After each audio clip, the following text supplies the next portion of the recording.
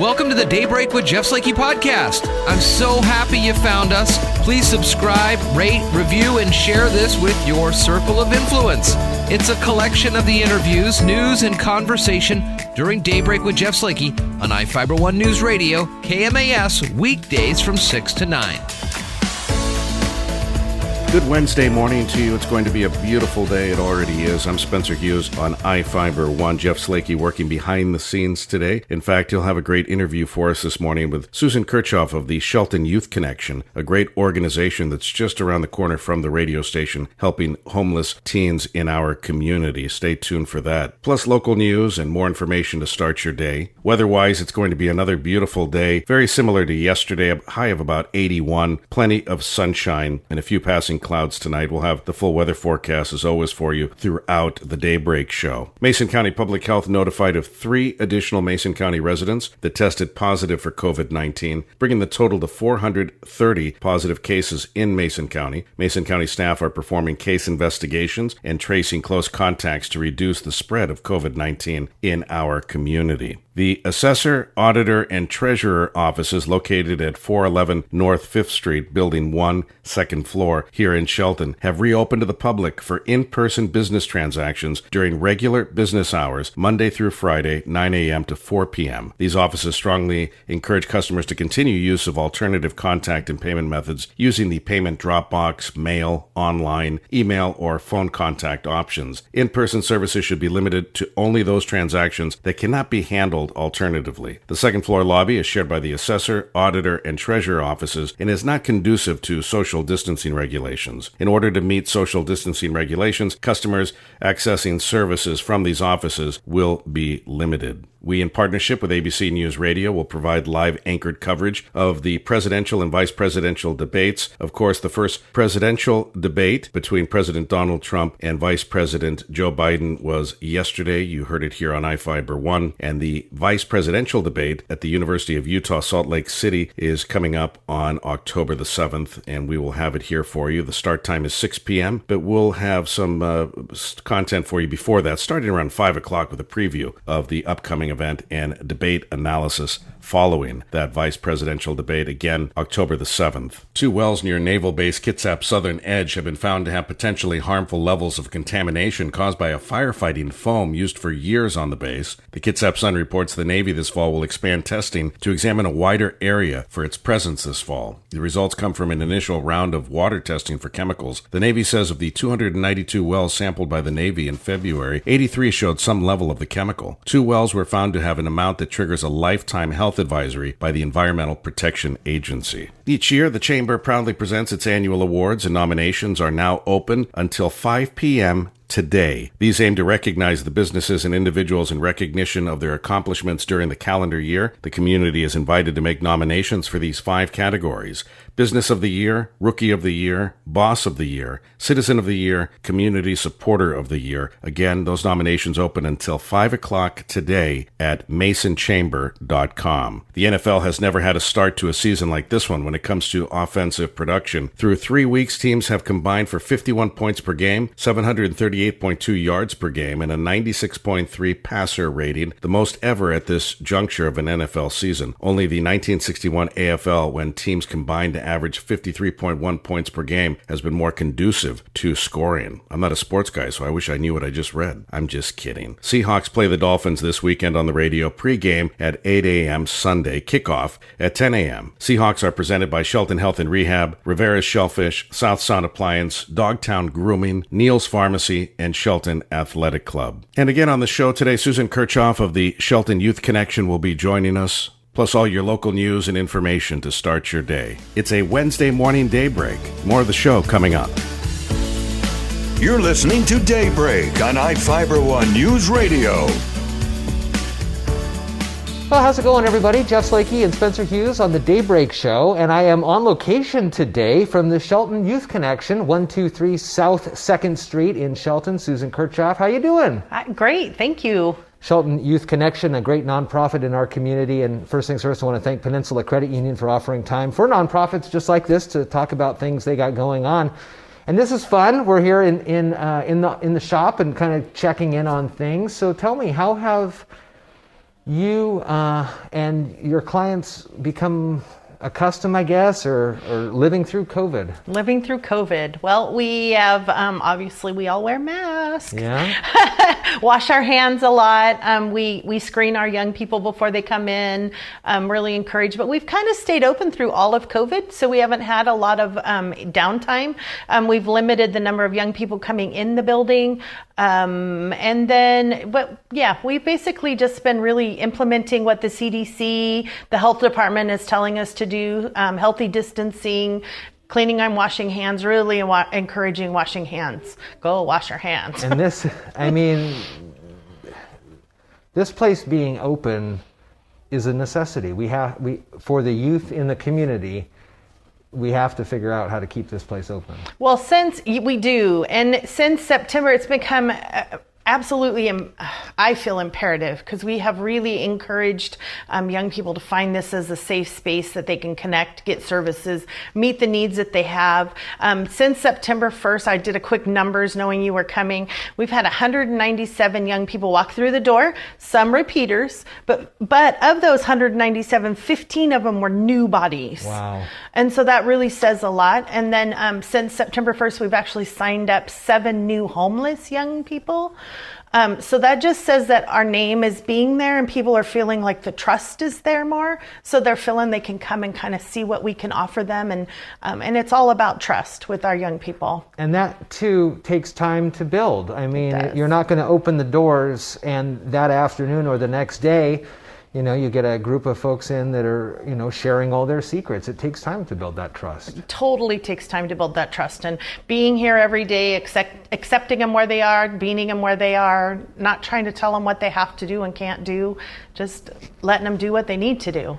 What else has been going on with the Youth Connections here in the center? How are you able to reach out to more folks, or what are some of the needs?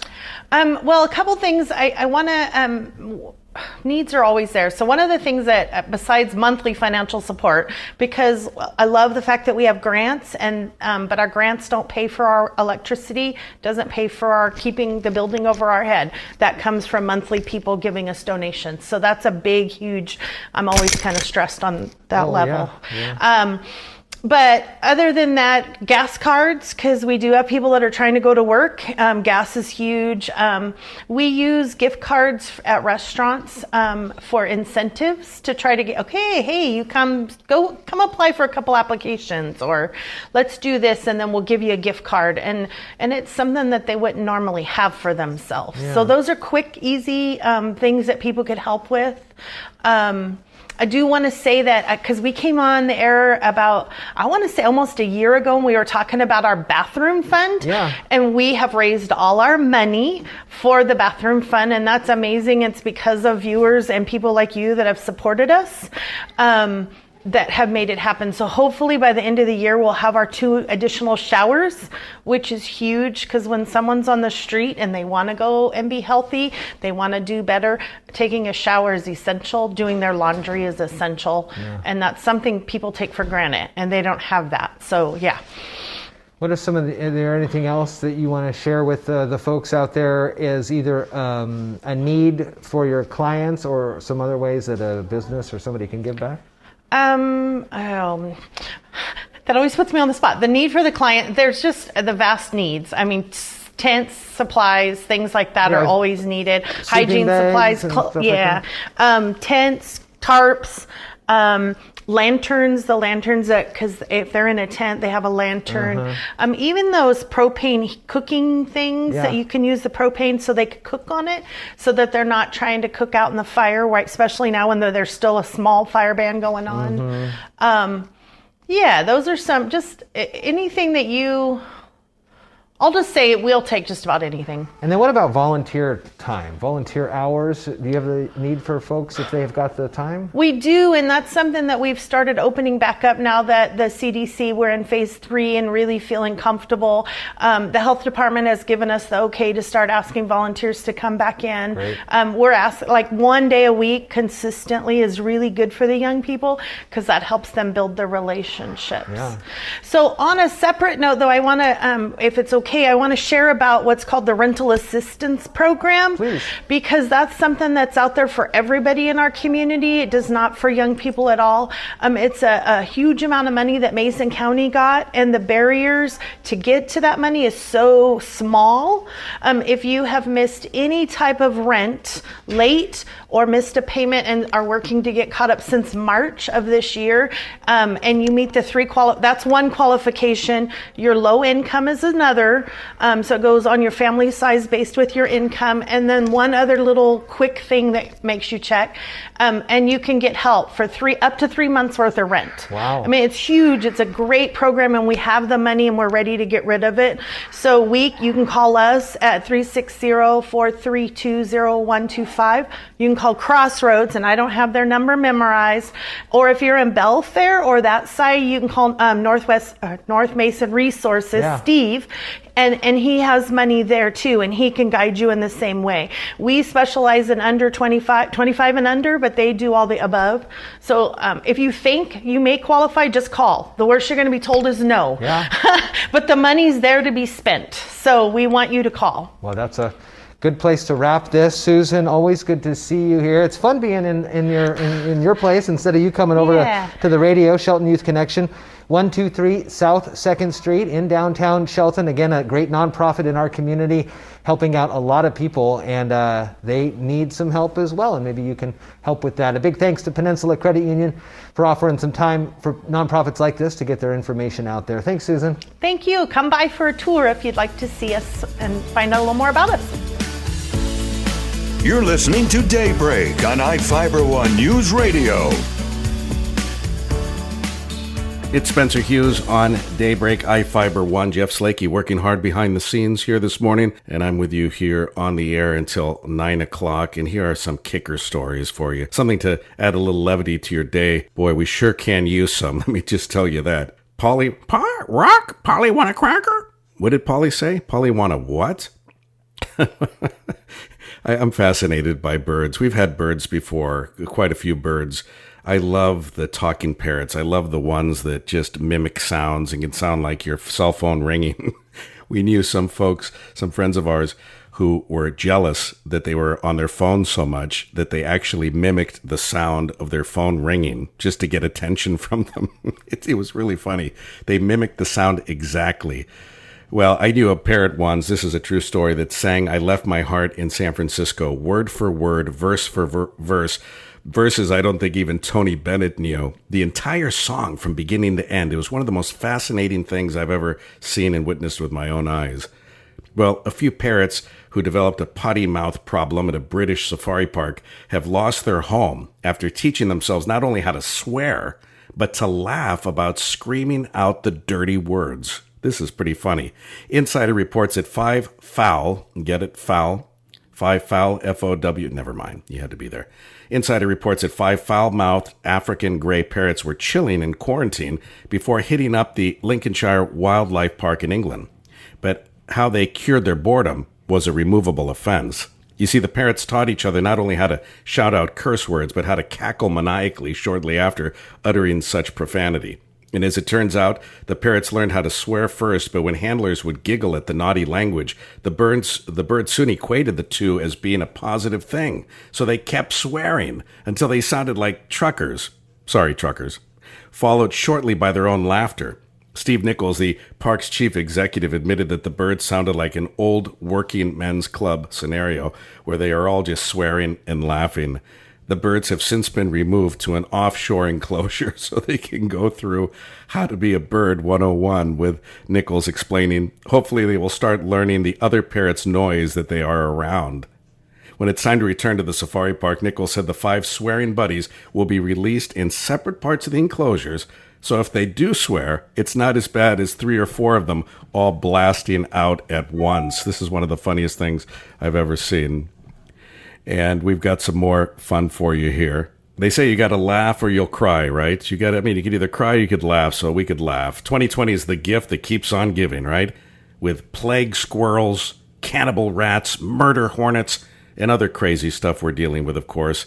The weird year has just given us another present. aliens. That's right. I'm not saying it's aliens, but it's aliens. According to Patch, there's been a dramatic increase in UFO sightings, especially in New York. The state has seen 184 unidentified flying objects so far this year, according to the National UFO Reporting Center, which is right here in Washington state. People claim that they are seeing oddly shaped objects and bright lights, while others hear strange noises. One person in Staten Island says their sighting was immediately followed by a burning sensation taking over their body. I wonder if it was that pepperoni pizza they had at 2 in the morning. I felt this heat-like feeling going through my body, said the anonymous UFO spotter, starting in my head like some sort of radiation, burning me like it was frying me. And that's when I realized it was the craft. What's interesting is this number blows away 2019's tally of 151 crafts total. Nationwide, the numbers appear to be up too. Then again, with so many people staying home due to lockdown, maybe more people are looking up at the sky? Either way, it's looking extremely possible that 2020 will end with an alien invasion due to the many sightings. I hate to break it to you, but let's just get to 2021, can we? Can we just fast forward a little bit? I'm Spencer Hughes. This is Daybreak. Good morning to you. It's a Wednesday. More of the show coming up. iFiber One News Radio, 1030 KMAS and FM 103.3 presents Daybreak. It's Spencer Hughes. Welcome to Daybreak. Jeff Slakey working behind the scenes today. Good morning to you on this Wednesday edition of the show. Some of you may know I am on my 50 by 50 plan. That is to lose 50 pounds by my 50th birthday. Now, I should have thought of this 11 months ago. But instead, I'm just a few months away from my 50th birthday on February the 1st of next year, so I don't have a whole lot of time, and I'm only about 7 pounds into this, so I still have a lot of weight to lose. But I am making lifestyle choices and changing the things that I eat and my portions and trying to eat more mindfully. So I saw this story, and I thought if you're on the same track as myself, you might want to know about this. No offense to Starbucks, but my goodness. A Wall Street Journal article has published U.S. dietary guidelines regarding sugar intake amid rising cases of obesity, right, and the health problems that come with it. A federal committee recommends that Americans should limit their consumption of added sugars to only 6% of their daily calories. That's down from the previous guideline of 10%. A gram of sugar equals 4 calories. So for a 2,000 calorie a day diet, that's 120 calories. So what is that in terms of actual food terms? Let's break it down for you.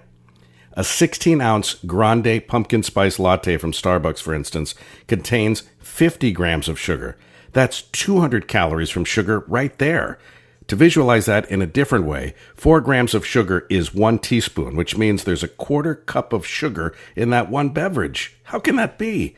Well, in fact, you'll likely be shocked to discover just how much sugar everyday foods contain. The new U.S. sugar limit guidelines apply only to added sugars, which are found in processed foods like soda, pasta sauce, cereals that we love, right? Breakfast bars, yogurts, candy, desserts, sugar-sweetened coffee, and tea drinks. The committee isn't recommending limiting your intake of foods with naturally occurring sugar, like fruits or milk. According to a 2013 to 2016 data analyzed by the committee, nearly 2/3 of people age 1 and older consumed more than 10% of their daily calories in added sugars. So there's just so much stuff in all the foods that we eat. And I'm realizing that if I cut back sugar, if I walk more, I'm trying to get between 10 and 14,000 steps a day, ideally, the weight is starting to come off. But it really is incredible. And again, it's not to wag fingers at everybody. We all enjoy these drinks. For me, it's the salty, crunchy stuff like onion rings and fried calamari and things like that. That's my kryptonite. But a lot of people have a sweet tooth out there, and I know it's that season for everything pumpkin spice. But remember, there's a cost to be paid for all that great seasonal fun in your beverages. So just keep that in mind. I'm Spencer Hughes with Jeff Slakey on Daybreak. Thanks so much for joining us. It's a Wednesday morning. Jeff working behind the scenes today. We'll continue with Daybreak just ahead. Stay right where you are. From the iFiber One News Radio studios, you're listening to Daybreak. Hey there, it's Spencer Hughes on iFiber One and the Daybreak Show. Jeff Slakey working behind the scenes today. He's always working, doesn't ever really have a day off, especially when I bug him with 1,000 questions when I try to solo the show. So, Jeff, thanks for that. Today, my friends, is International Podcast Day. It's exciting because years ago, we didn't even know what a podcast was, and now it seems to be one of those buzzwords. And I know everybody and their dog and cat have a podcast. Well, on the Daybreak Show, we have a podcast too, and it's absolutely free, and I hope you will look for it wherever podcasts are found. You can also find a link at ifiber1newsradio.com, and you can get our interviews and our fun segments in these podcasts. So please find that wherever podcasts are found. And I have one as well. It's a positivity podcast. Something you should know about me is that I used to be a very kind of heavier topic-oriented talk show host on talk radio for many, many years. For almost 25 years, I did political talk radio, and it just weighed me down. It wore me out. It burned me out. And then I just turned to a positivity format overnight. I just said, I've had enough of this bickering and chaos, and I want calm and kindness and compassion in my life more. So I started the Hughes from the Heart podcast, and that is now available recently wherever podcasts are found as well. Absolutely free. There's a paid version you can look for if you dig deep enough, but the free version is everywhere. You can find the Daybreak podcast. So I hope you will follow the Daybreak podcast every weekday, and also the Hughes from the Heart 7 days a week, wherever your favorite podcasts are found. We've got some cool little dates in history for you, some music history. This is in 2016 today, this date. A schoolboy from Philadelphia who skipped class to meet his musical hero handed his teacher an absence note with a difference, something the teacher had never seen before. The typewritten note was signed by none other than the boss, Bruce Springsteen. I don't think that teacher had a leg to stand on there. In 1993, George Harrison and David Crosby made animated guest appearances on The Simpsons. It's hard to believe back in 1993, it was the 5th season premiere, this date, of The Simpsons. Like one of the longest running shows in the history of the world, I think. Liza Minnelli in 1991 got her star on the Hollywood Walk of Fame. We've got some other history here for you sports fans.